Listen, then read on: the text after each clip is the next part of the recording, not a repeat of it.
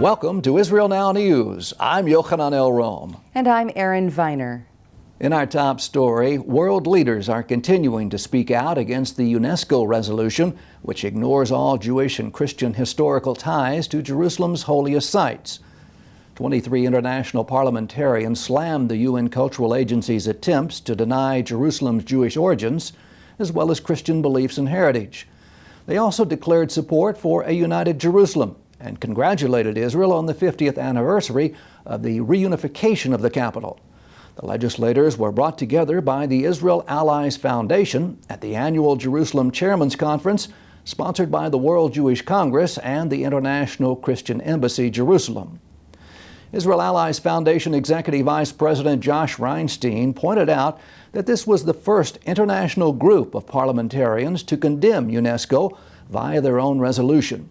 He added that this will be the raison d'etre to go back to their parliaments and take real stands against these efforts, like UNESCO, to rewrite history and to basically use anti-Semitic canards of the past to demonize Israel. The MPs each chair Israel Allies caucuses in their home countries.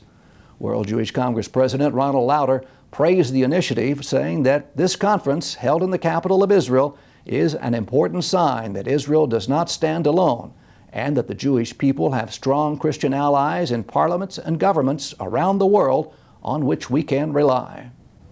A first-of-its-kind tele-rally was held outside the walls of Jerusalem's Old City, where Republican presidential candidate Donald Trump and his running mate, Mike Pence, issued historic statements concerning Jewish roots to the Temple Mount, Jerusalem, and Israel, as well as other issues related to the Middle East.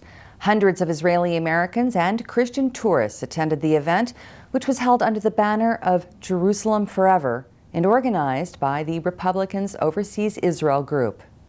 4 Palestinians were arrested by their own police after they joined Sukkot festivities in the Jewish town of Efrat in the Judean hills. A senior Palestinian official said that any such cooperation with Jews living in the biblical territory is against PA law and is considered cooperation with the enemy. Efrat Mayor Oded Ravivi, who hosted the event, called for the immediate release of the Palestinians, saying it is absurd that Ramallah would consider having coffee with Jews a crime. The PA allows 1,000 local Muslims to work in Efrat, but they are not permitted to meet peacefully with the Jewish residents. In other regional news, the Egyptian Air Force is stepping up its campaign against Islamic State terrorists in the Sinai along the shared border with Israel. Cairo is claiming to have killed hundreds of ISIS fighters in the bombing campaigns, which come in response to the recent assassination of a senior military officer in the Egyptian capital and the deaths of 20 soldiers in a jihadist ambush on the peninsula. Turning to a California courthouse where 25-year-old Mohamed Badawi was sentenced to 30 years behind bars for providing material support to the Islamic State. The Sudan-born extremist was arrested for assisting Nader al-Huzail, who's the son of Palestinian immigrants to the United States. Al-Huzail was detained at Los Angeles International Airport last year as he was about to take off for Israel on the pretext of visiting relatives. He later admitted that he intended to travel on to Turkey as part of his plan to join ISIS terrorists in the Middle East. He was also sentenced to 30 years in prison. Israeli President Reuven Rivlin hosted a momentous event to honor many of the nation's soldiers who were joyously greeted by many grateful recipients of their life-saving generosity. Over the past 10 years, 1,100 young Israeli recruits have donated their stem cells to cancer patients worldwide through the IDF's partnership with the Zer Mitzion nonprofit organization, which means Assistance from Zion in Hebrew. Every 18-year-old Israeli young man and woman is given the opportunity to provide saliva samples for the group's database during their enlistment process. These outstanding troops not only risk their own lives to protect the Jewish state, but also demonstrate their willingness to bring hope to others while giving them the ultimate gift of life. Bilateral diplomacy between Israel and Turkey is being normalized following a 6-year rupture in ties. Israel's Energy Minister Yuval Steinitz discussed the possibility of building a natural gas pipeline between the two countries during a meeting in Istanbul with his Turkish counterpart, Berat al-Bayrak. The The officials agreed to immediately establish a dialogue between the two governments in order to further examine feasibility of the project. Steinitz described the Istanbul talks as the beginning of economic benefits for the people of both Israel and Turkey. Turning now to the brand new discovery of an ancient tower surrounded by Roman battering rams that actually solves an archaeological riddle. Scholars have long debated over the location of Jerusalem's boundaries on the eve of the Roman onslaught, and now they know. The Israel Antiquities Authority announced that they have found the exact spot where Titus broke through the third wall during his conquest of the city and eventual destruction of the sunken temple nearly 2,000 years ago. Scores of stones and boulders fired by Roman catapults at the Jewish defenders of Jerusalem are still lying where they fell. The site was unearthed during the building of a new campus and confirms the account of first-century historian Josephus Flavius, who witnessed the fierce battle. During the fall of Jerusalem, hundreds of thousands of Jews were slaughtered. Others were enslaved by the Romans, heralding the beginning of almost 2 millennia of exile. News of the artifacts came just as the absurd resolution from the UNESCO denied all Jewish historical ties to the city. Israeli Prime Minister Benjamin Netanyahu celebrated his 67th birthday with a visit to the Tel Gezer National Park. As he stood with his family under a city gate built by King Solomon, the premier said, "This ancient and unique site is another testament to our deep connection to the State of Israel." The country's newest senior citizen has been elected premier of the Jewish nation 4 times and is the only leader to have served 3 consecutive terms. Upon the completion of his current tenure, he will become the longest-serving prime minister in the history of Israel.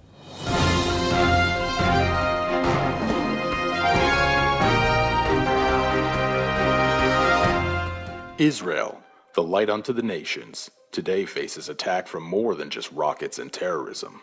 Calls to boycott, sanction, and divest from Israel, known as BDS, are a form of economic warfare that you can help to prevent. The Israel Allies Foundation has launched a public service campaign called Defeat BDS, offering educational tools and other resources that you can use to stand with Israel and help make a difference. Just visit the easy-to-use website at www.defeatbds.org.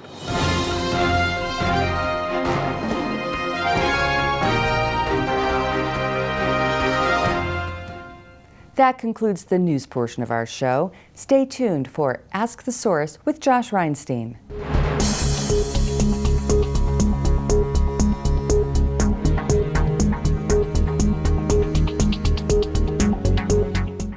Hello and welcome to Ask the Source. I'm your host, Josh Reinstein, and we're here on a beautiful sunny day in Jerusalem on our rooftop studio. My guest today is Member of Parliament Peter Osman from the Finnish government. Member of Parliament Osman, thank you for being on the show. Thank you very much.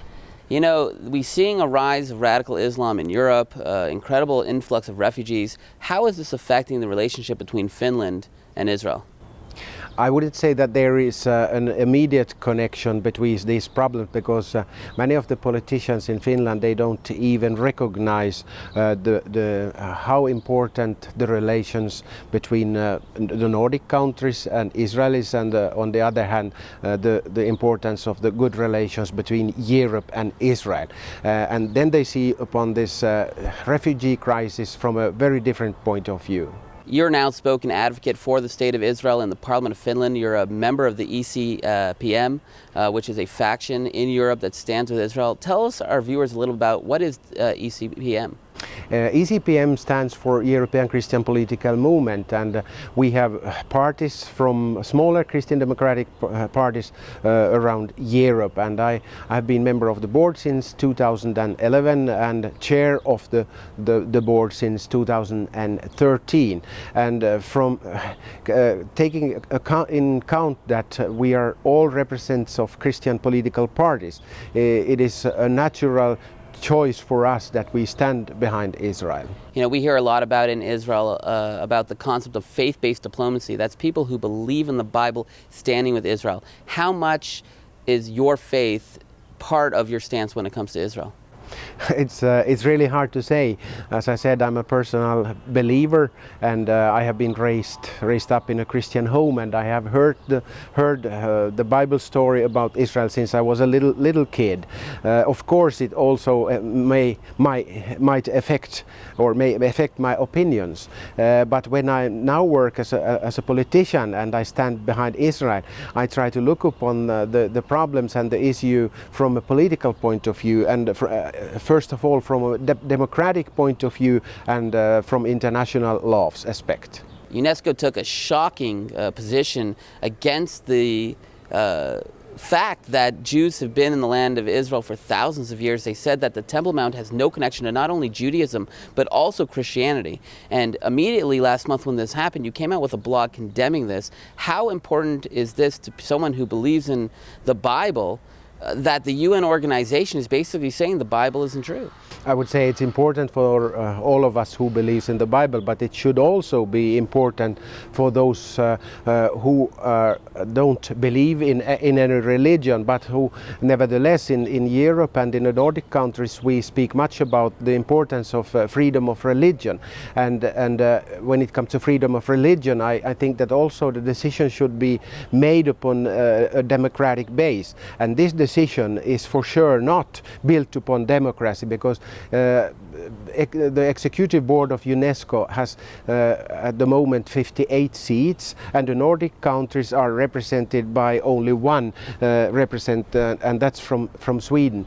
And the decision recently made will be considered again at the executive board, and we are working on that the Finnish government's opinion or resolution on this issue would be taken in count also. You know, one of the things that we see in Europe is that it's becoming increasingly Islamic. Europe has always been seen as a Christian country, yet if you look at Belgium and Holland, in 20 years they'll be majority Muslim countries. What is the future for Finland in Europe? Well, let's say at the present moment 75% of the Finnish population belongs to the state church. Actually, the church and the government is divided, but nevertheless the Evangelical Lutheran Church and also the Orthodox Church is supported partly by government. But at the present moment it looks like they are going into a very liberal direction, and the political parties has taken over the decision making also in the Evangelical Lutheran Church. I'm a member of the Evangelical Lutheran Church, and I feel sorry for the choices they have done in the past years, because when it comes to the problems and issues about Middle East, they don't really know the facts and the history about the state of Israel. They don't know anything about the San Remo agreement. They don't know what happened immediately after Israel got their independence. They don't know the real facts about the borders from 1967. And of course this is also due to the reason that we have got a new generation of politicians, but they follow everything what is coming up on the news, and the news channels and the media in the Western world is pretty much occupied by liberals who have their own point of view, and this also makes effects on the population in Europe and as well in Finland also. You know, there are literally tens of millions of people watching this show. What message do you have for our viewing audience? To stand behind Israel, we need to stand behind Israel not only as Christians but also as politicians. And when we know this problem with the secular media today, we need to be awake, write articles, and to share the information what we have, and we can do it by social media quite effectively today. If the mainstream and the main media is not ready to share the right facts, we have this opportunity to share, and it is also a duty and task for us as Christians and as politicians. Thank you for being on the show, and thank you for tuning in to Ask the Source. I'm your host, Josh Reinstein. Now back to the studio.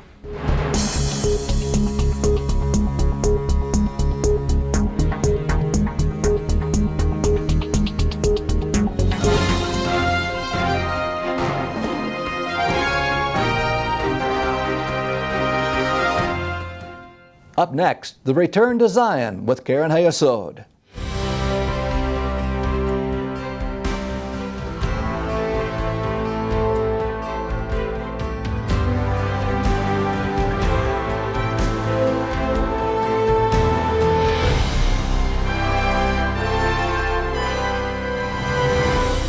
Shalom and welcome to the Return to Zion with Keren Hayesod United Israel Appeal.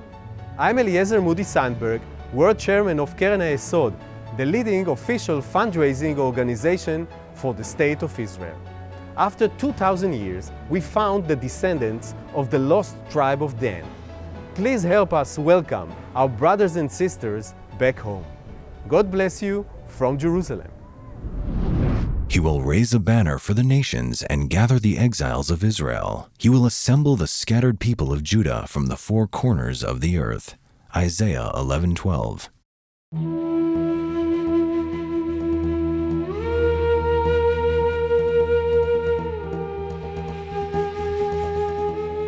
Christians and Jews have been bearing witness to the miraculous fulfillment of biblical prophecy.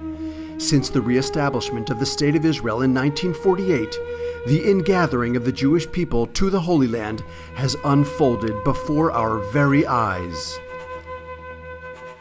Do not be afraid, for I am with you.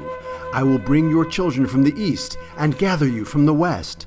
I will say to the north, give them up, and to the south, do not hold them back. Bring my sons from afar and my daughters from the ends of the earth. Isaiah 43:5. Today, Keren Hayesod has been tasked with completing one of the greatest examples of the fulfillment of this prophecy, the Aliyah of the Ethiopian Jews, the descendants of the tribe of Dan. On October 29, 2012, we were able to bring 250 new immigrants from Ethiopia to Israel. Keren Hayesod is not only tasked with paying the costs of their flights and accommodations, but also with their absorption into Israeli society. There are still around 2,000 Ethiopian Jews who pray daily to come back to the land of Israel, and we need your help to bring them home. We are reaching out to our Christian brothers and sisters and asking you to join us. In this new century, as in the old, Christians must reach out to the Jewish people and do their part to advance the fulfillment of the prophecy and defend the covenant. Help us bring the children of Israel back to the land of Israel.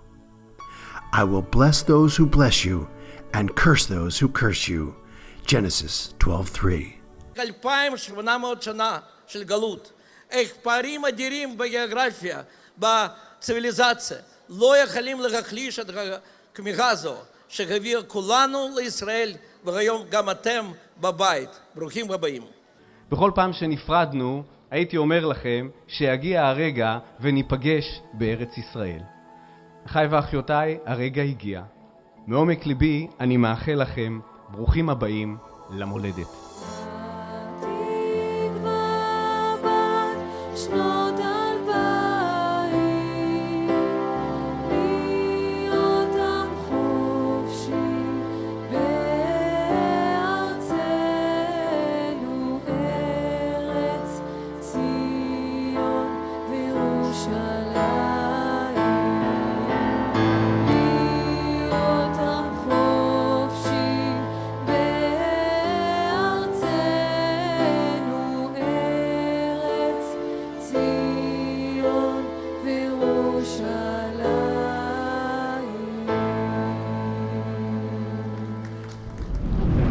Come join Keren Hayesod in fulfilling biblical prophecy.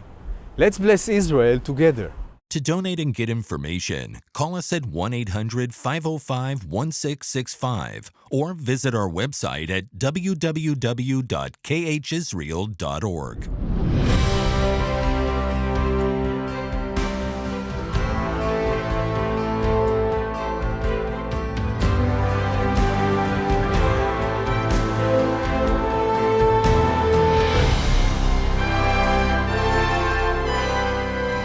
I'm sure many of you have heard the claim that Jewish communities in Judea, Samaria, the West Bank, are an obstacle to peace.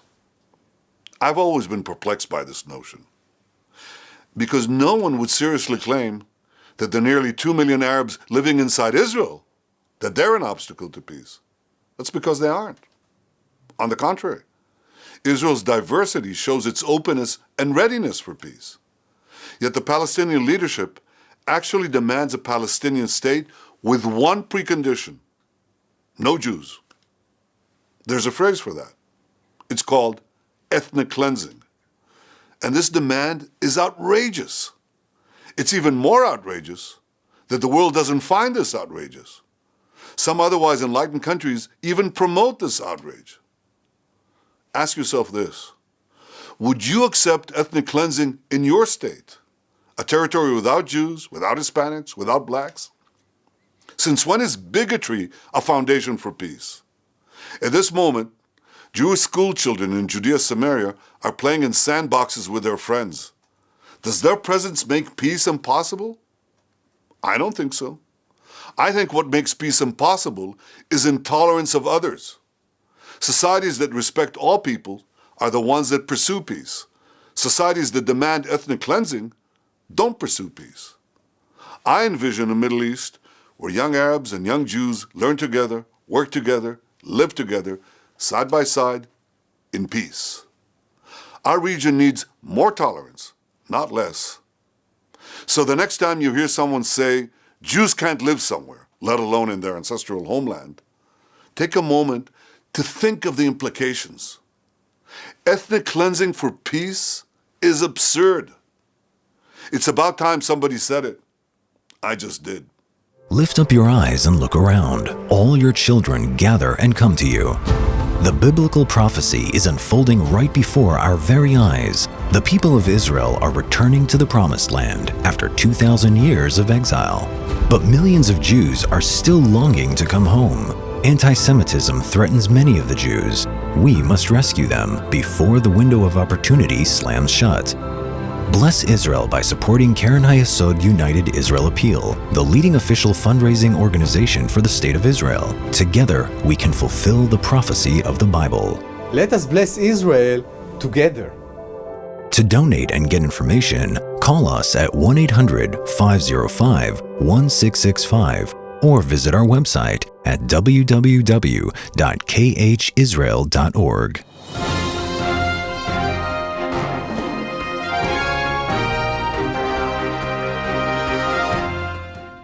Please stay tuned for the ICEJ report from the International Christian Embassy, Jerusalem.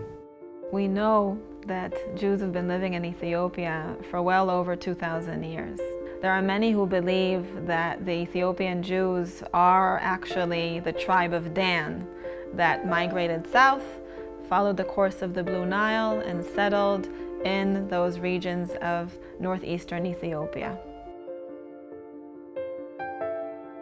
The Ethiopian Jews have been extremely faithful under duress, under persecution, under harsh living conditions. To be Jews in Ethiopia, really, it's not easy. We say that we have to arrive to Jerusalem, we have to be in our country. Kids, elders, everybody. It was like the dream was Jerusalem. So once they heard that there's chance to fulfill this dream, it wasn't a question of if, it was a question of how to do that. They belong to Israel. This is their homeland. They have to come back to Israel, so they have to come and join their family. It has been said about people making Aliyah from Ethiopia. In a 4-hour plane ride, they travel 400 years in time. Because life in Ethiopia, specifically in the parts where the Jewish community live, is very different than life in Israel. They come from remote village, come to the modern country, a very educational gap, cultural gap. They came from the rural world. They were farmers mostly, and it is hard for them to get into the modern Israeli society. The family life changes drastically. The child picks up Hebrew within a short span of months and becomes all of a sudden the guide and the interpreter for his family. After 3 months, I could speak the Hebrew, the language. I wanted to prove myself as an Israeli like my other Israeli friends, so I speak only Hebrew, and immediately I forgot my mother tongue, Amharic, and after a few years I couldn't speak with my mother. I had no language to interact with my parents. You don't read, you don't write, nothing. That's the issue. So we need a lot of help.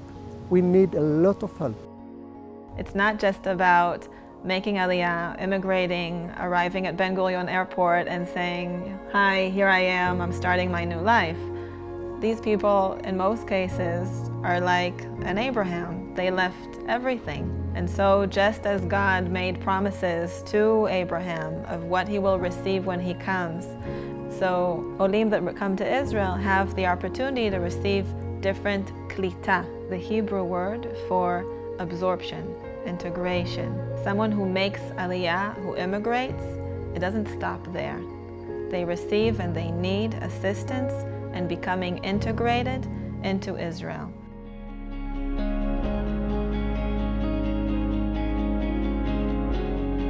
This is common mission. This is not only the Ethiopian community mission or the Israeli society mission, it's the common mission.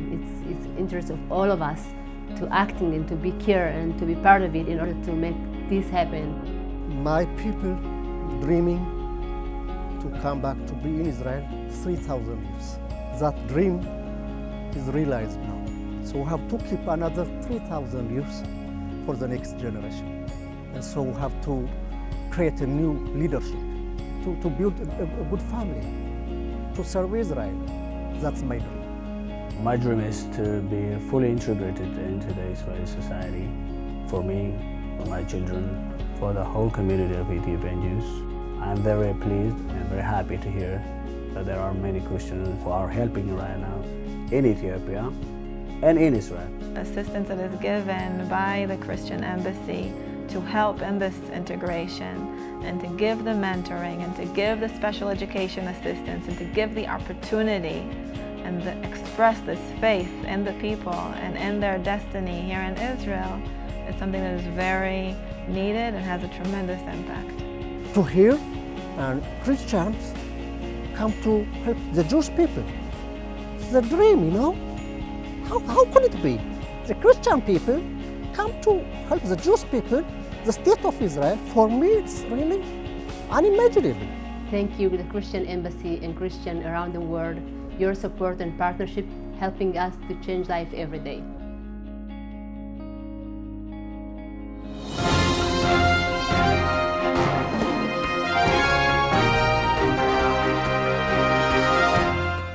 That's all for this edition of Israel Now News. I'm Yochanan El-Rom. And I'm Erin Viner reporting from our studio in Jerusalem.